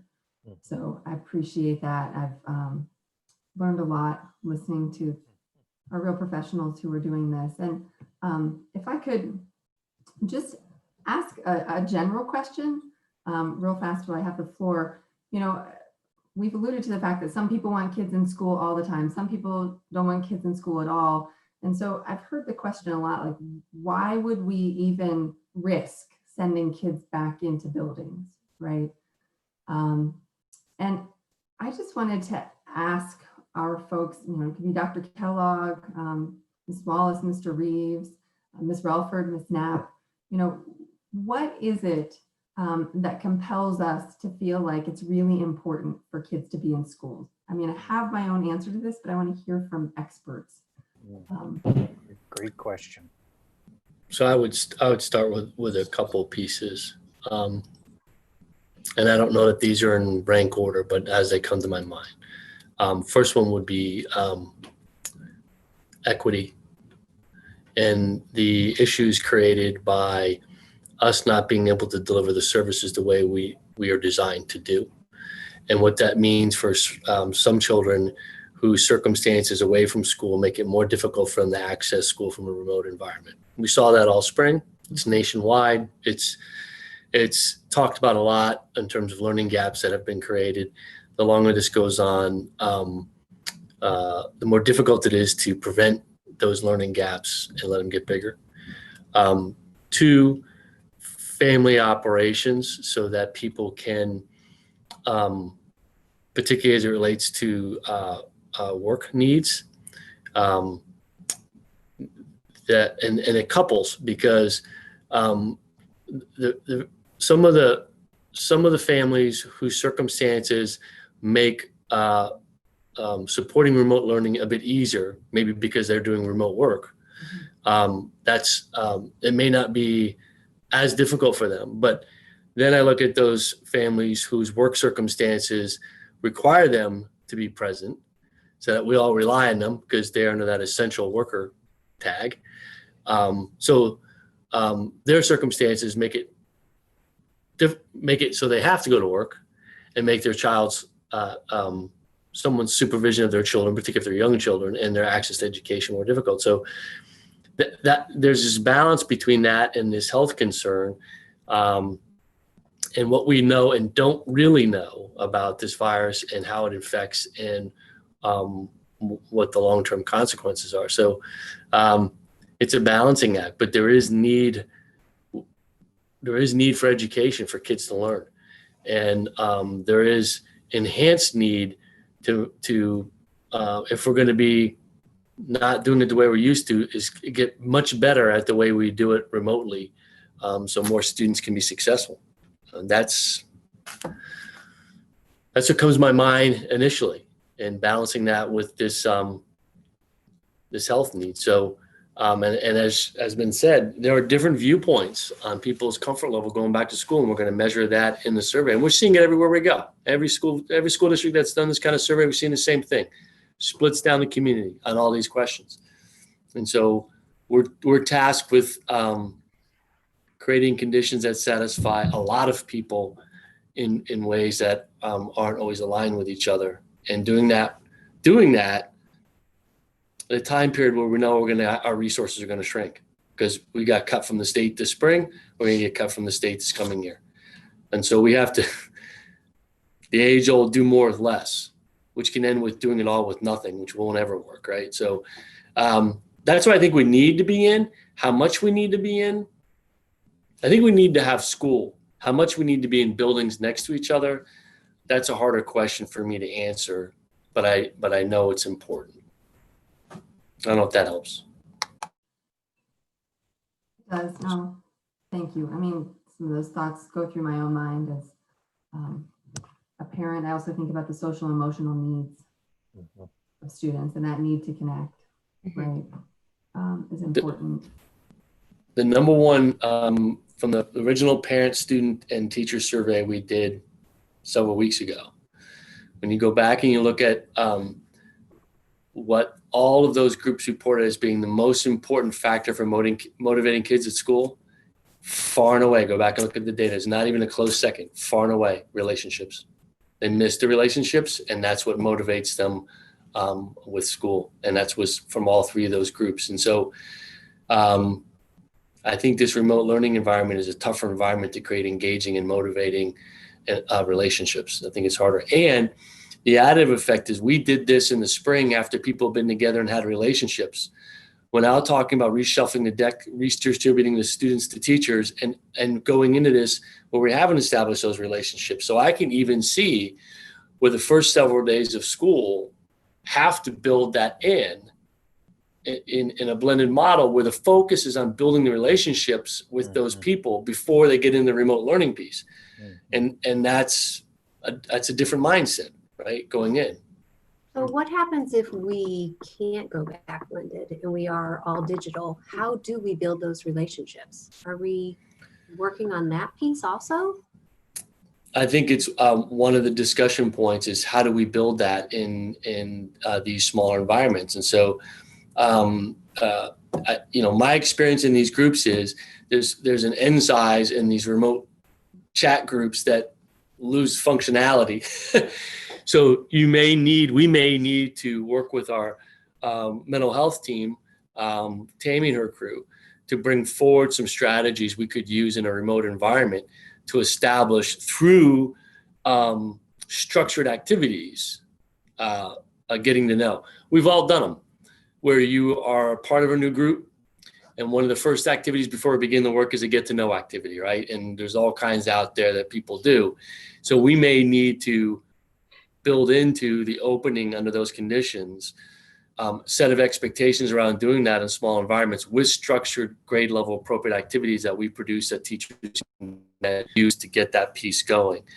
And then, going back to the spring, these will be new relationships, but I look at what our teachers did, our staff did in the spring in terms of addressing the mental wellness of kids, even in the activities they're doing in the classroom, what our coaches and club and activity advisors were doing, what our principals were doing to address the mental health, staying connected, building those relationships with kids.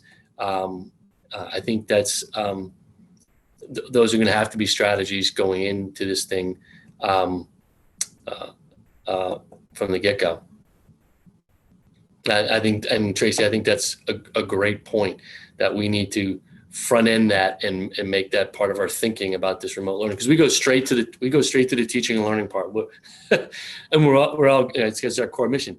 We go right past that sometimes in the rush to get to teaching and learning, and the foundation of teaching and learning is a healthy relationship between the adult and the kid. So we got to go there first. It's a great point out. We have to assume some kids will choose to learn online in some families, right? So to incorporate that will be huge.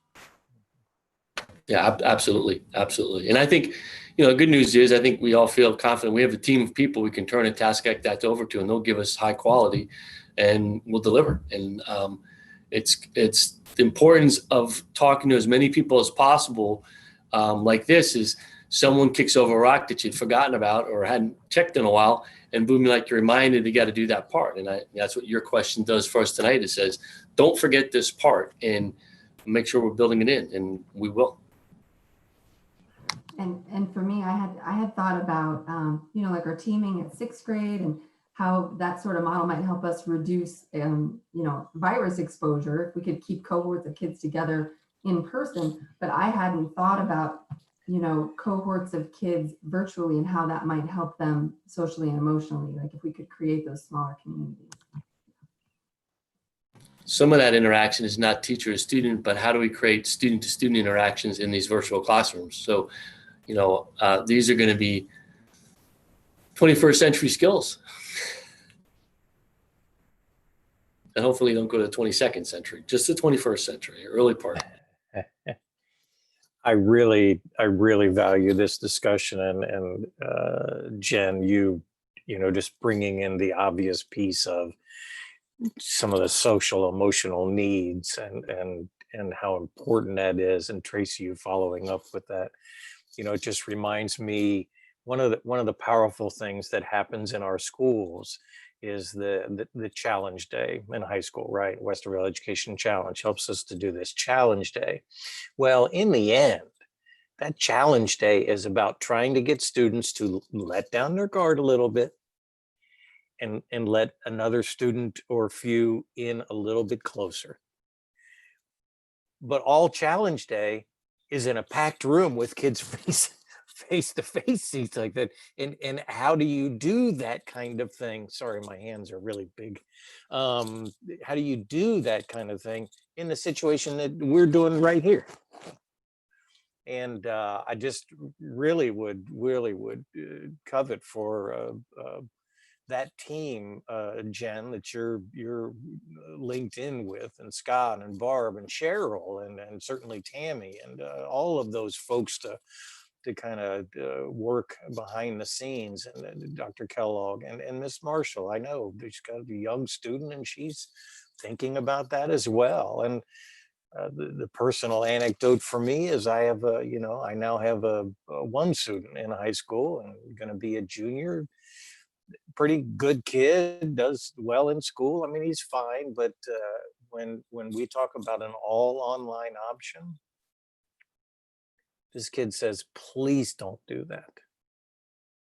And this kid could do it academically. He could do it. But please, we can't do all online. And so I just tell him that it's only online for juniors with the last name that begins with a V, and he's all good with that. But anyway, so that's just my thank you, Jen, for bringing that out. And Tracy, I just really, that's just so important. The hard thing is they do need to be learning. So we do need to jump into the academics too. They do need to be learning as well. I'm sorry, Jen, you were gonna say something. Just really briefly. So I think of all this from the board level, but of my 3 children, one of them will be a freshman next year. She's not actually sure she wants to be in a building because she's worried about COVID, but I mean, so I think, a fair bit about that. How does someone transition to high school when, if they're not in person, right? How do you connect with the teacher? How do you even understand how you're supposed to work in high school if it's all remote? And I fully believe that our team can get those kids there, but it is a daunting thing as a parent to think about trying to help somebody transition to high school in a fully remote environment potentially. Thing to keep in mind that maybe will help set your mind at ease a little bit is we have teachers who are paying very close attention, and administrators as well, paying very close attention to teachers who showed great strength in their ability to engage in an online environment. There are skills that you can use as well as your own inclinations, obviously, but there are things to do. And we have a number of teachers in this school district who have shown that they are very strong in that, and they can help other individuals develop those strengths as well. Would also point out the teaming model, Jen, that you were talking about. Remember a couple of board meetings ago, maybe 3 board meetings ago, we were talking about, no, I'm not even sure it was in a board meeting. Anyway, there was talk about the unusually high amount of engagement amongst our 6th graders, in their teams. And that was much higher engagement online than we saw from our 7th and 8th graders who were not part of teams. So we can take lessons that we know work and we are able to apply them to an online environment. So yes, they need to learn. Yes, they will learn. Yes, they'll learn better with relationships, but an online environment does not preclude relationships. It doesn't preclude connection and engagement. And we have people who really know how to make that happen, who can help other people know how to make that happen. Thank you all. Thank you all. Great discussion. Thank you. Thank you, Jen, for bringing that out. Appreciate it. Good with that. Moving on to community engagement and communications. Just bring a few things to you like the others. Some pieces that are in the works. As you all have seen, the first edition of the weekly parent newsletter went out last week. We actually received some really positive feedback and notes about that. It's the goal. The goal is to send out that parent and staff communication every Wednesday through August 12, which is the day before school is to begin. And I'd encourage you to take a look at it if you have not had a chance to do that yet. The design has been really simplified, kind of some dates and some save these pieces, some indications around operations and so on. Just a really good document that will always be flowing, because the information is just going to keep changing. So it's very dynamic. This is not a back to school newsletter static kind of thing. It's going to be continuing to flow. Anyway, the communication team also putting kind of the finishing touches on a back to school web page, exclusively connected to back to school issues. And assuming that, nothing unusual crops up between now and the Wednesday newsletter to go out, that the focus of the newsletter will be this week will be pointing to that web page, and hopefully getting parents and staff really comfortable with, if you need updates, that web page is a constantly evolving document for information, the latest information that you will need. There's various categories of information on there. I think it's going to be really good. I've seen a mock-up of it. I think you're going to really enjoy this. And so there's parents 24/7 access to it. And if something of a pretty powerful nature occurs, we can get the information right out to the public very quickly. So Greg and Matt really just doing a great job behind the scenes with that. Also on that webpage, kind of an interesting thing, teams of principals are working on various pieces of content. I have to stop waving my hand, don't I? Teams of principals are working on various content. So its code is kind of constantly updated. And so they will be able, they will be able to go into that document and update it. They don't have to wait for us, or not really us, but really Greg and Matt. So it's really a good tool there, I think, as well. And just something I'd remind you of, historically, we didn't do a communications department didn't do a weekly parent staff newsletter over the summer.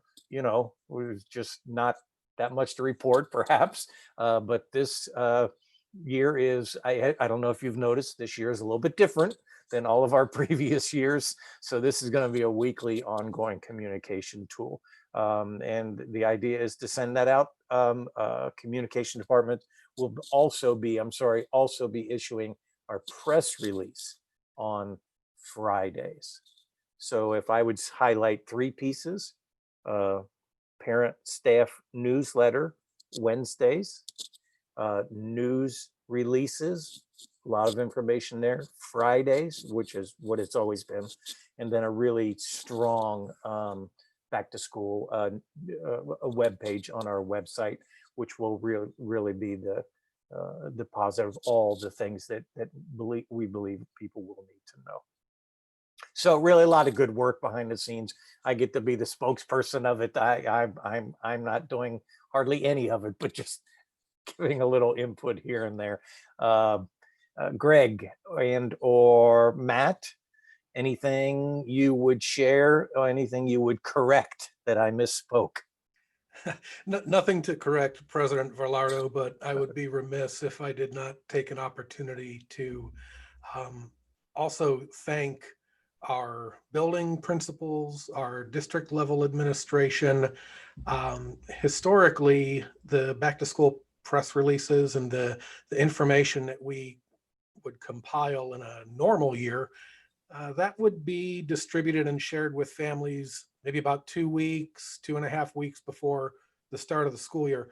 The fact that we are looking at launching this website with these press releases being up to date now, about 7.5 weeks out from the start of the school year, more than a month earlier than typical, we have really leaned on our building leadership and our district leadership to update that information for next year as best as possible, to put us in a good position to create that fluid information that's going to be accessible to families. So I just wanted to say thanks to everybody that, as you were saying, behind the scenes have been working on this and updating that information to make sure our families have accurate information as soon as possible this year.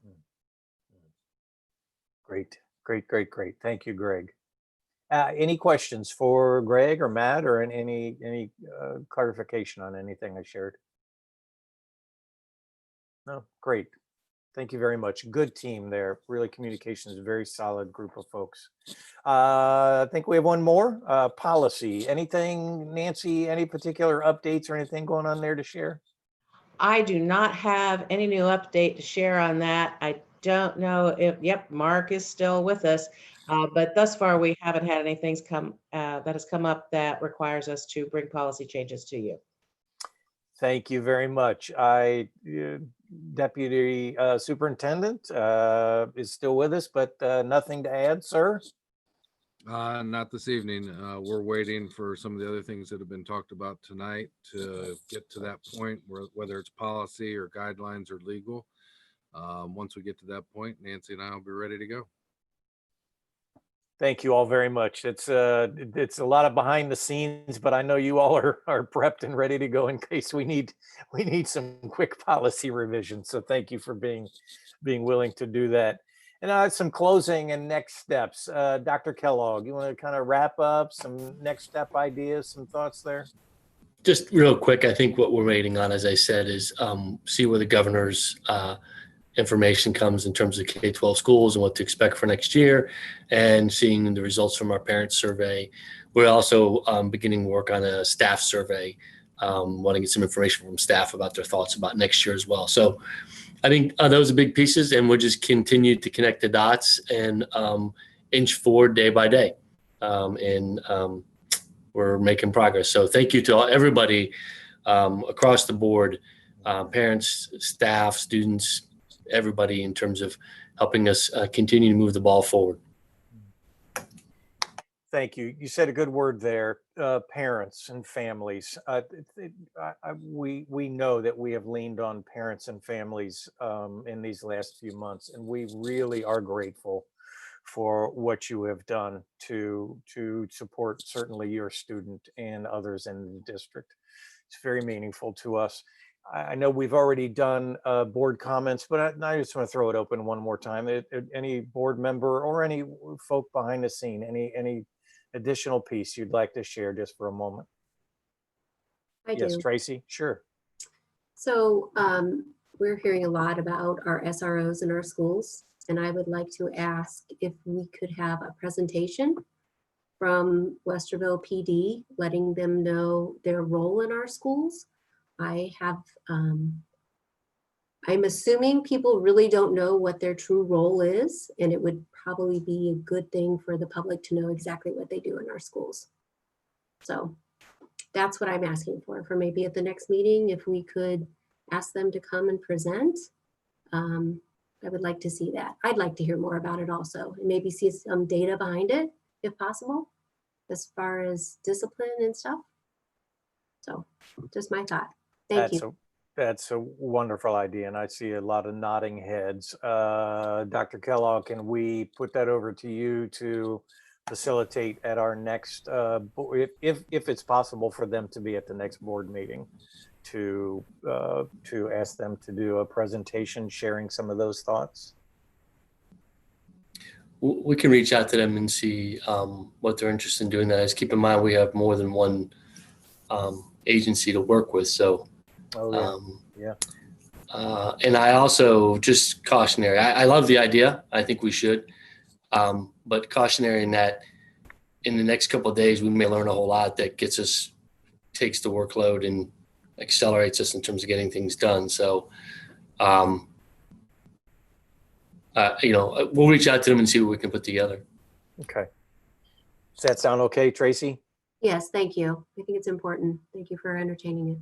Yeah, no, that's a great idea. And we are hearing a lot about that. So thank you for bringing that out. Any other thoughts?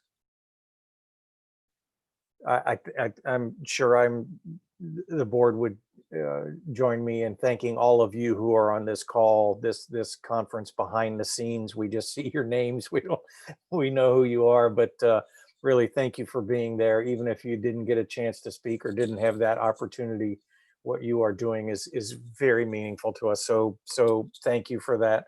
A lot of good work is being done. And thank you to the board and Ms. Marshall, Dr. Kellogg, for entertaining this this work session. Sometimes we just really want to gather together to talk, discuss, to iron some things out. And so thank you for all of this time. I know it's a lot of time, so thank you for that. No other thoughts at this point. I'll move on to agenda item 18. Dates, times, locations. Board will meet in virtual work session Monday, June 29, 2020, 6 p.m. and Monday, July 6, 2020 at 6 p.m. instead of 7 a.m. virtually for a regular Board of Education meeting, which will include, a work session. Moving on, agenda item 19. Adjournment. May I have a motion and a second for adjournment? So moved. Second. Thank you very much. Nobody else wants to discuss this, I'm sure. Ms. Marshall, please call the roll. Dr. Nesterbaker, Yes. Mrs. Davidson, Yes. Mrs. Altman, Yes. Mr. Bell, Yes. Mr. Velardo. Yes, we stand adjourned. Board members, thank you. Please hold while we stop the local recording, and I will confirm for you when the YouTube stream has also stopped.